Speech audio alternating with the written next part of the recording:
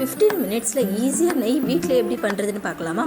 Already ஃப்ரிட்ஜில் store பண்ணி வச்சுருந்த பால் எடுத்துக்கலாம். அதில் கொஞ்சம் கர்டு மிக்ஸ் பண்ணி மார்னிங்கே வச்சுட்டோன்னா ஈவினிங் நெய் பண்ணுறது கரெக்டாக இருக்கும். அதை மிக்ஸில் ஷிஃப்ட் பண்ணிக்கலாம்.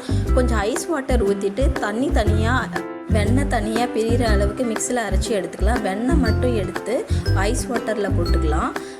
ஐஸ் வாட்டர்லேருந்து நல்லா வெண்ணெயை இருத்திட்டு தண்ணி கொஞ்சம் கூட இருக்கக்கூடாது. நல்லா வெண்ணெயை இருத்தி எடுத்துக்கிட்டு வெண்ணெய் மட்டும் ஒரு பிளேட்டில் ஷிஃப்ட் பண்ணிக்கலாம்.